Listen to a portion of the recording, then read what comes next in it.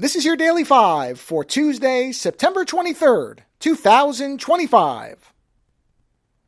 You may have heard some complaints from various people on YouTube, on different websites, kind of almost anywhere, that recently there has been some turmoil in terms of views on YouTube due to things like ad blockers or restricted mode or anything that might be considered non-advertiser friendly or any of... At this point, I've heard probably 4 or 5 different theories on what's going on, and I've not seen any type of official comment from YouTube cementing any one of those theories. But in essence, if you missed it, something was changed where a number of things on YouTube suddenly seem to affect a lot of channels and their viewer counts. Now, I've seen this. I don't care because I'm not interested in our YouTube viewer counts. I don't ever expect them to be big. We're not monetized. Therefore, it matters zero to me. That's why I talk about the Patreon so much. That's where all the stuff is really going. But I saw a fairly common response to this by some people as I don't know if it was necessarily a justification, but a potential explanation on why some of these things were happening. And it was the tired old, well, there's so much content going into YouTube that Google cannot possibly keep up with it other than using algorithms and AI bots. It's just not possible. And I'm not going to get too far into that. I think I've made my feelings on that particular excuse clear. Any company that's clearing billions upon billions of dollars and says it does not have the ability to have the manpower to handle its platform is clearly failing. And it's a BS excuse. I do not accept it. It is not impossible. There are several ways it could be managed. They simply choose not to because they don't care. However, there is an interesting secondary aspect to this story that I don't think a lot of people are talking about. So what is generally...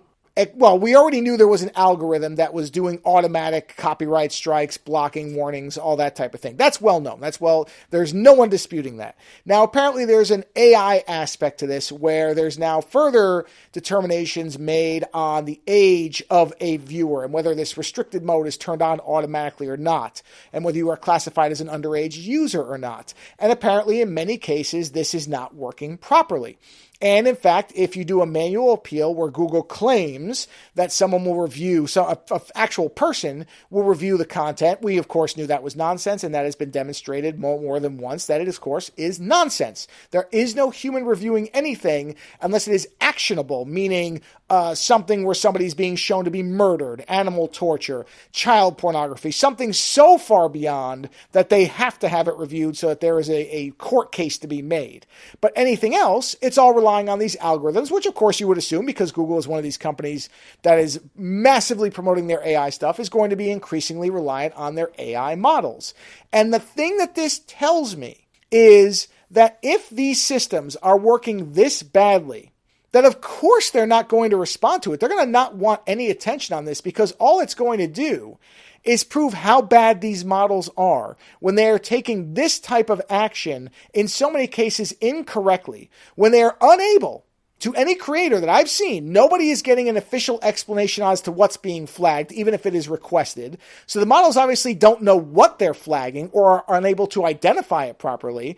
And when you add all of this up, it just is further evidence that these AI models are not anywhere near as good as these companies say they are. This should be a basic, easy thing. YouTube controls the platform beginning to end. If something is flagged, it should be flagged, identified. That information and evidence should be able to be provided to the user automatically, and either changing the video or appealing should be a much easier process than it is, assuming that these AI models are as competent as they are made out to be. And so I think what actually is really interesting about this story is not so much the viewer impact. Oh, that's just YouTube. They don't care about creators. That's old news at this point. But what is different and what is significant about it, that it is demonstrating, perhaps indirectly, but I do think this is part of the reason that Google has been very cagey about their response, is this feels like a stealth rollout